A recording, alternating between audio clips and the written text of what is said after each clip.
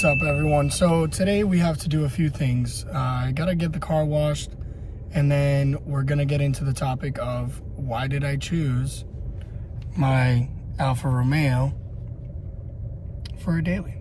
But first, I gotta take this thing to the car wash because it's absolutely filthy. Haven't had any time to clean it. All right, guys, so little change of plans. My best friend is gonna join us to the car wash today, and you're gonna get to meet him.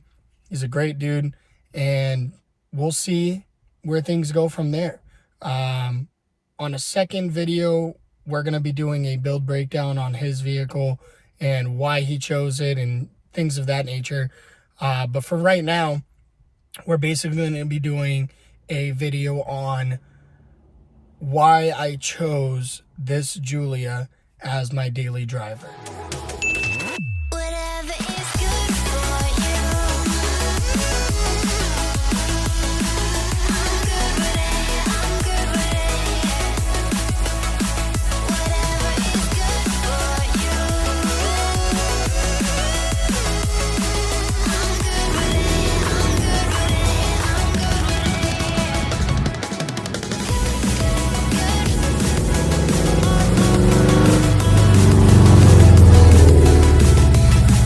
All right, so we just got back.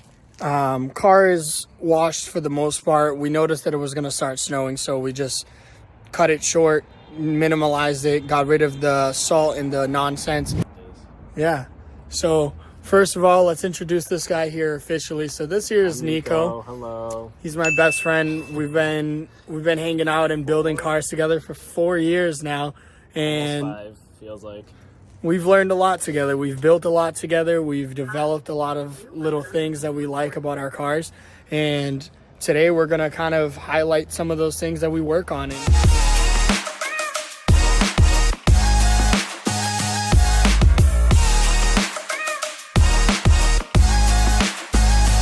All right, so right here, we got my 2019 Alfa Romeo Giulia. So I bought it around August, September timeframe of 2022. I've owned it, I've driven it, and the reason why I chose this car, I mean, it gets really down to the fact that I needed something comfortable, reliable, that I can hop into any day, anytime, and it'll get me there. I work about maybe 45 minutes to an hour away from my house, 24/7. I mean, that's where I basically live. So we'll take you a bit around this car and see what it's got, why I chose it, and the luxury that it comes with for really not a very expensive price. So why don't we go ahead and just dive in and we'll go from there. All right, so we figured bring you guys inside the car just to get us started. So this is a 2019. It's got an automatic 9-speed transmission. It was at this moment that Nathan knew he f***ed up. Scratch that. It's an 8-speed transmission. And as far as I know, I mean, I got to do a little bit more research to really get this down, but this is an Alfa Romeo and FCA, Fiat Chrysler Association sourced motor. It's made in Italy, brought over to the States, and one of the niftiest things about the car is the push to start is on the steering wheel. I mean, everybody loves that thing. It is considered it's considered a TI per trim level, whatever that means. Who knows what that means? But basically with the TI package, you could source it and spot it with adaptive cruise control, heated seats, heated steering wheel, dual panoramic sunroof, which I did opt for. That was one of the things that I looked for. But I needed something that had remote start because I'm a little kid. Needed remote start, heated seats. The heated steering wheel was kind of like a whatever. I didn't need it, but I have it. It's nice. The panoramic sunroof was a must for me. It had to be. I just like being able to open up the sunroof, get the nice shot here. So we got a full power sunroof in the front. In the back, it's just a moonroof. But what it does, I mean, it gives me the ability to get some light in here. I like to have light. And it's a little difficult to see things at 20% tint all around, including my windshield. We don't talk about that. That's completely outside. This is, what do you mean? Totally. So, you know, the sunroof was a must. Out here where I'm from in Massachusetts, it's not necessarily allowed to have tint this dark, but, you know, I digress. The red leather interior, I mean, wasn't a must, but now that I have it, I feel like this is something that I definitely wanted to get. The logos as well. Yeah, exactly. I mean, like, this is embroidered into the leather, which is one of the nicest little touches. I mean, Alfa Romeo, to everyone else and everybody that doesn't know this car, just assumes it's an expensive luxury car. And realistically, I mean, I got it for a very good deal. Prior to this, I had an Audi A5 Sportback, and that car's dangerous, though. yeah, it is. That car is super dangerous. It's just, between these two cars, they're completely different. You have the A5, which is a nice luxury, comfortable, smooth riding car. So you could go 90 and the car feels like it's going 45. You're cruising and chilling. This one, on the other hand, although being equally as smooth, you feel the power delivery. This car has got a little bit more pep than what I had in the A5. And funny enough, I mean, it's just the same engine and transmission that's in the base model. So it really doesn't change too much between the two.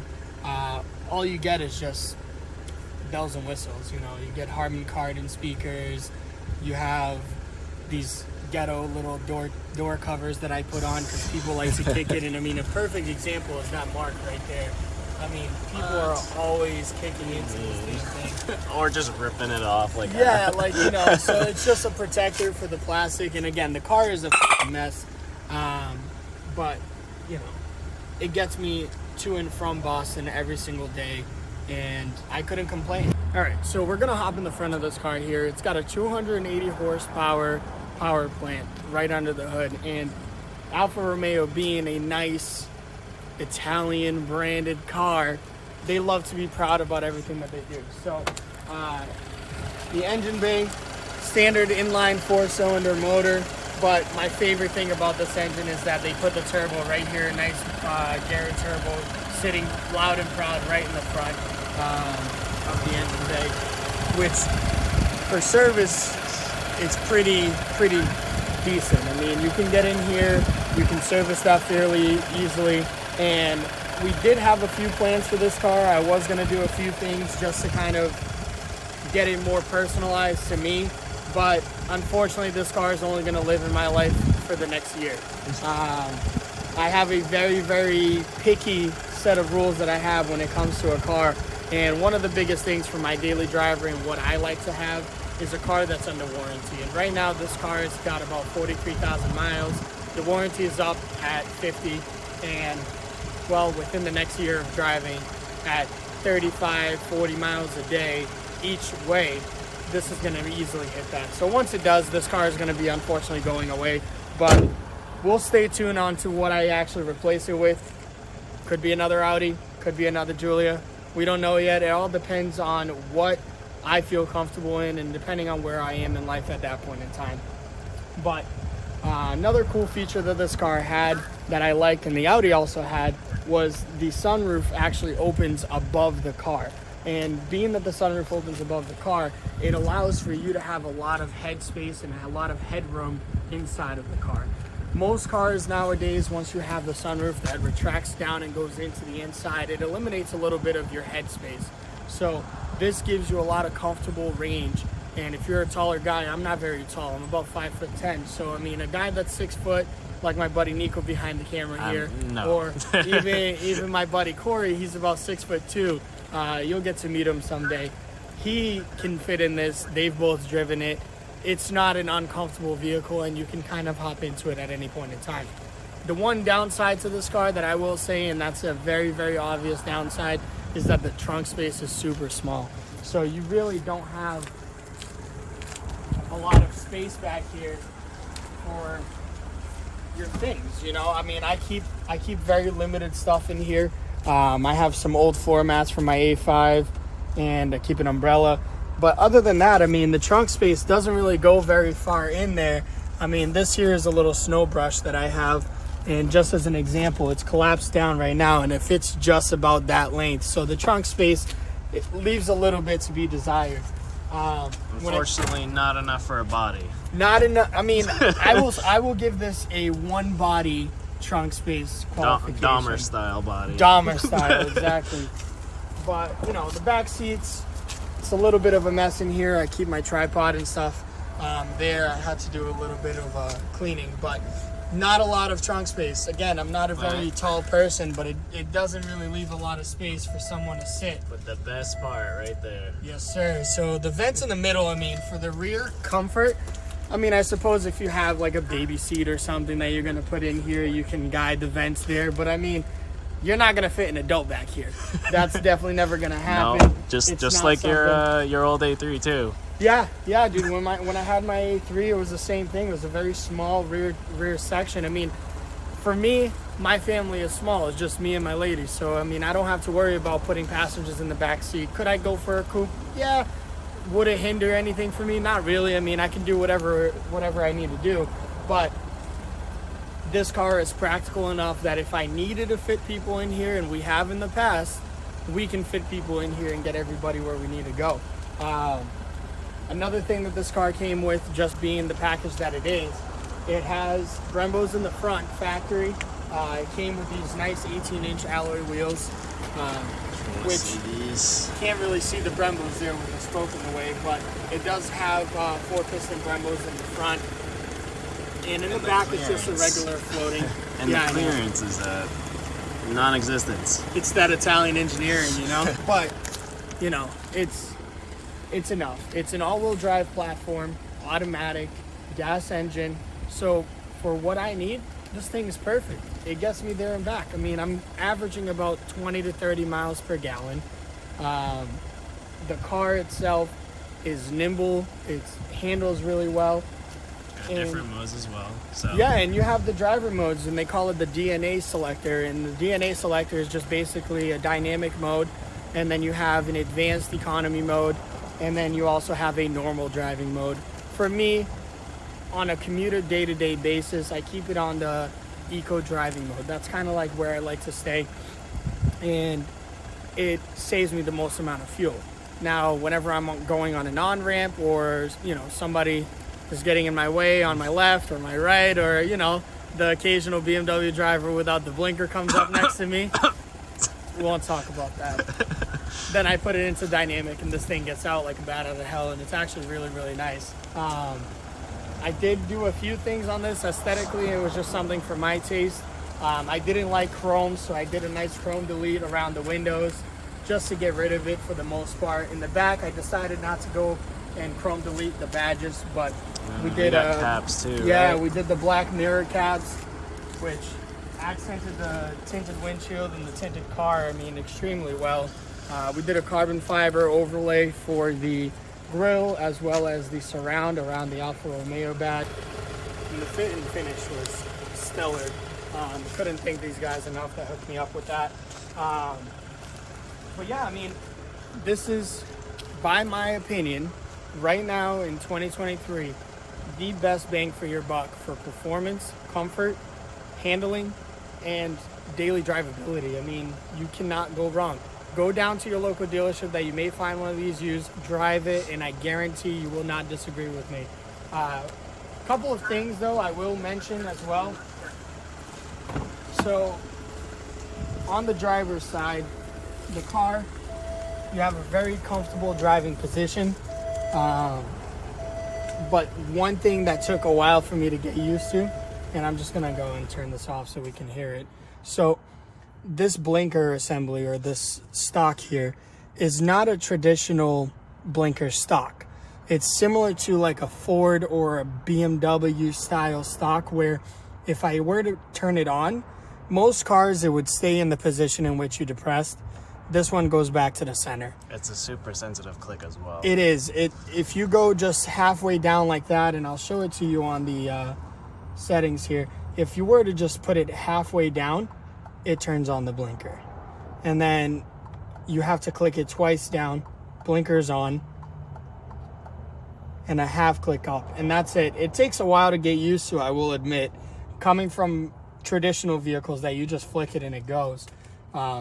It's a little to get used to. It's got an electronically assisted steering wheel. And one of the most interesting things about this car that I actually found extremely funny is that the brake pedal, although being, you know, responsive and it gives you a good feedback, it's electronic. So it doesn't have a hydraulically attached brake pedal. When you press it, it actually tells a circuit system of somewhere to apply the brakes, and it's a split-second difference, but there is no delay. And that's what most people don't understand. You hop into this car and you drive it just like a regular everyday car, but the moment you press on that brake pedal, it's all electric. None of it is hydraulic. You press it, it tells a signal to the hydraulic pump, and then it pushes the brakes, and it's all done within a split second. Nothing different down there. Yeah, I mean, do you have any questions? Anything that you kind of want to touch on? What was your favorite sales point on this car? Favorite Without sales point. even driving it, seeing it in person, just seeing it on the internet, you know what I mean? So for me, since I had Audis in the past, I've had Audis for, hell, I mean, I've been driving for 12 years. So I've had Audis since my first car. That was the first car I worked my butt off to go and get. And it was a 2001 Audi S4. One of my favorite cars I've ever owned in my lifetime. But back then, when I got that car, I always liked it for, obviously, as a kid, it was the status quo, right? You like the nice things, you like the finer things, and you end up driving it and enjoying it. For me on this car, just like everyone else, you look at it and it's the type of car that you would think is unattainable. It's a vehicle that you'd be like, oh my God, it's an Italian sports car. You're never going to be able to afford it. And I did a little bit of research, and what actually led me to buying this car was that my vehicle was hit while I was at work. So my A5 got hit, and now I was in the market for a new car. And when I was shopping around and doing my research, I came across several Giulias that were all within my price range, and that opened my eyes to the possibilities of owning one. But when it comes to just what I seen and led me to buying this car, I mean, this one in particular, it was the combination of the features. I mean, it had the heated seats, the Harman Kardon. It was a decent color package with the panoramic sunroof. It was really hard for me to find at the time. So had I had the choice to customize this car perfectly, being that I commute a lot, I would have done the adaptive cruise control. I would have done a white exterior color. I'm a fan of white cars when it comes to my daily, so I would have done a white exterior. But everything in here, aside from not having the adaptive cruise control, I couldn't be happier with, and I would recommend it to anybody that wants this car. Now, given that I've said all of that, there will be a follow-up video made of things that I hate about this car. There are a few of them. This isn't a perfect vehicle. I don't think any of us can get into any car, whether it be a Lambo, a Ford, a Honda Civic, doesn't matter. You'll get into it and you'll love it, and then you'll also have the things that you hate about it. So stay tuned for that. We will do a video on the things that I don't like about this car, and hopefully you guys stay tuned, and then you'll catch me on the next one. Thanks.